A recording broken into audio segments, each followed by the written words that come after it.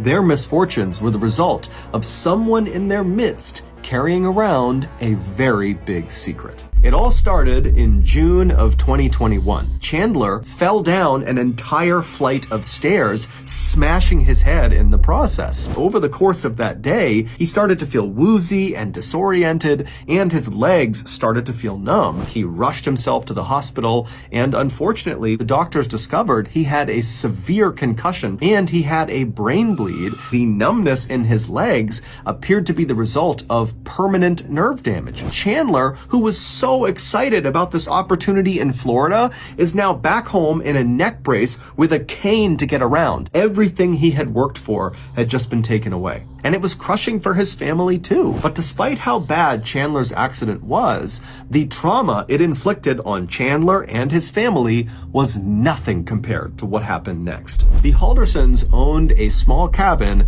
that was located inside of this rural forested area right near a big lake. It was like their vacation home. Just 2 weeks after Chandler's horrific injury, there was this huge storm that rolled through the White Lake area. Some people who lived permanently in White Lake called Bart and Krista and told them, hey, I was driving past your cabin and I saw there was some broken windows. It looks like your cabin might have been damaged from this storm. And so Bart and Krista pull out their calendar and they see the next weekend coming up is the 4th of July weekend. Bart and Krista, they figure, you know what, let's just head up to our cabin in a couple of days to time it with the 4th of July weekend. We can enjoy the festivities of the holiday and kind of have a mini vacation up there. But right before they left, Bart and Krista started acting a little weird. On the evening of Thursday, July 1st, the day before Bart and Krista are supposed to leave for this trip, they begin packing up their things. Chandler sees them doing this, and at some point he kind of watched them pack, and what he saw is they were packing lots and lots of cash and silver bars into their luggage. He decided not to say anything because he figured, you know what, maybe they want to stash their cash and silver in the cabin like a keepsake, I don't know. And at some point, Chandler asked his parents, so how are you getting up to White Lake? And his parents would say, oh, we're just getting a ride from our friends, another couple. They're driving us up.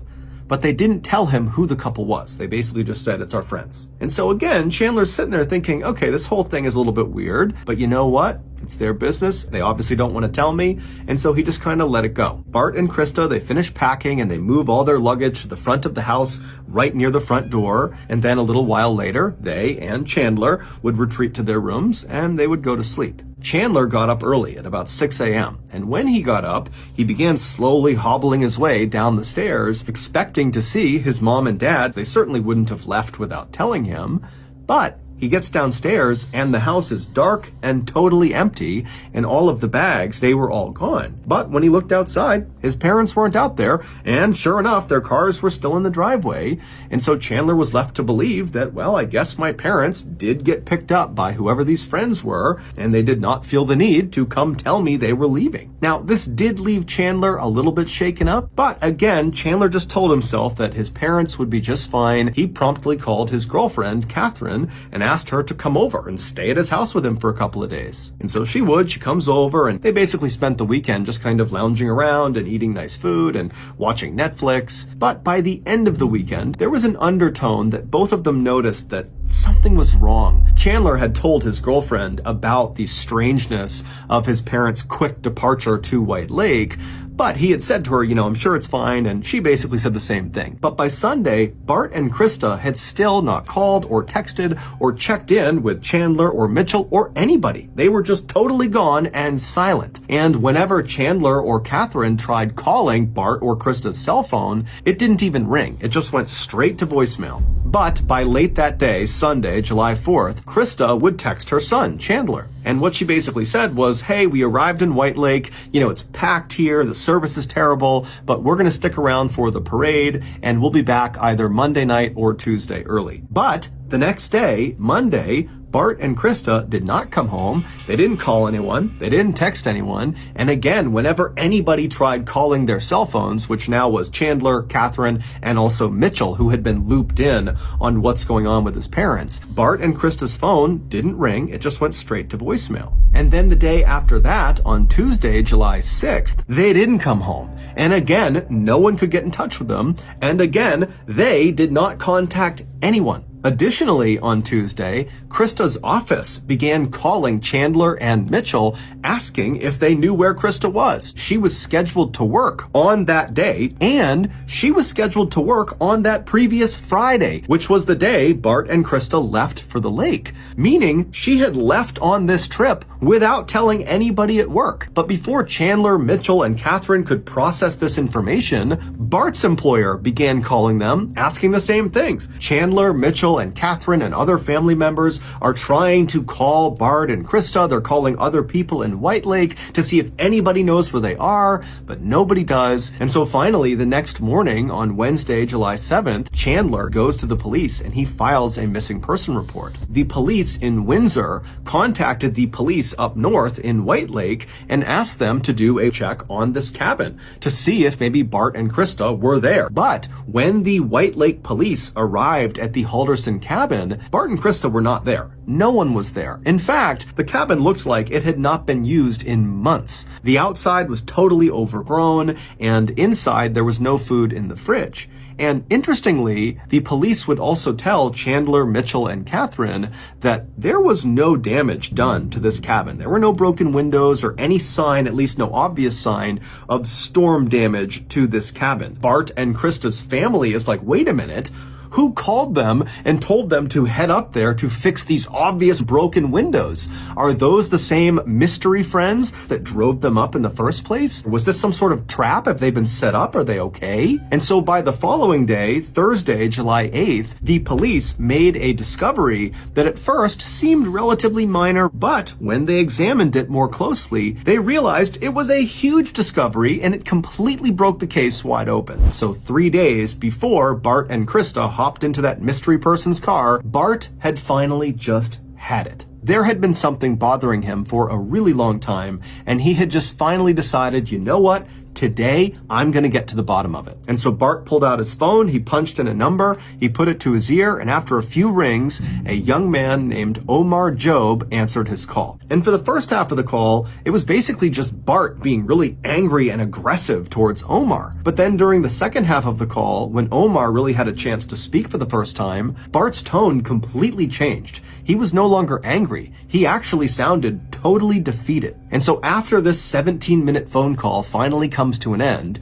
Bart is left kind of in shock, but he knows he now needs to set up an even more intense meeting with a group of people, and he needs to tell them what he just learned from Omar. And within 24 hours, Bart had set this additional high-stakes meeting. It was set for 3 p.m. on July 1st, the day before Bart and Krista would leave for White Lake. And so on July 1st, Bart was working from home, and at some point he looked at his watch and he saw it was just after 2 p.m. And so Bart stopped working and he texted Chandler, who was in the house with him. He just said, ready to leave when you are. Chandler was aware of how important this meeting was for his dad. He also understood the terrible position his dad was in. And so he had agreed to go with his dad to this meeting. They begin walking towards the front door.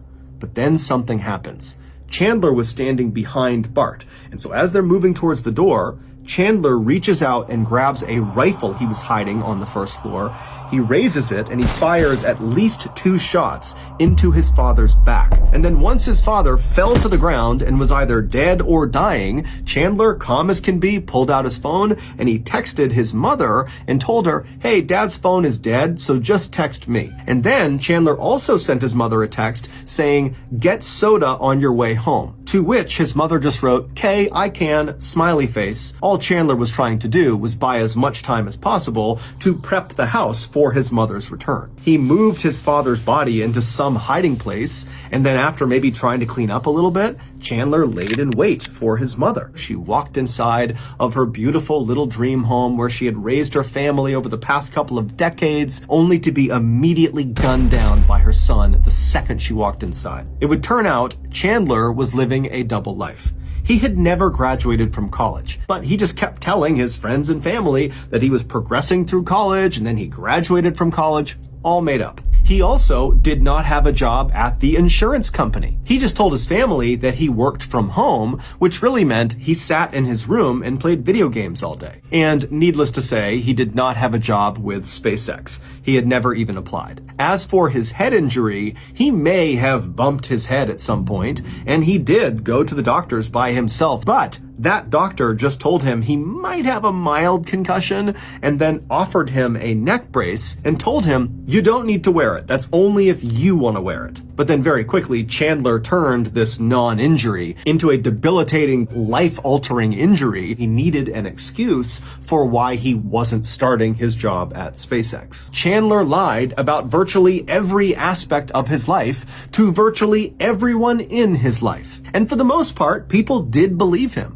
However, his parents were becoming more and more suspicious. Like, for example, his school records. At some point, he needed to show them his transcripts, and the way Chandler would handle this was the same way he handled the insurance company. He would create fictitious email accounts, and when Chandler would send these exchanges to Bart, Bart would get totally worked up about it, and finally he demanded that Chandler give him a phone number so he can talk to one of these college advisors. And so Chandler went out and got a burner phone from a convenience store, and he gave that phone number to his dad. And then when his dad called this number up, somebody picked up, someone introducing themselves as Daniel Spieth, which really was just Chandler disguising his voice. And Daniel Spieth would give Bart the same spiel. And so finally, on June 29th, 2021, Bart had just had it with his son. He was convinced his son was lying, and so Bart decided he was just going to call Madison College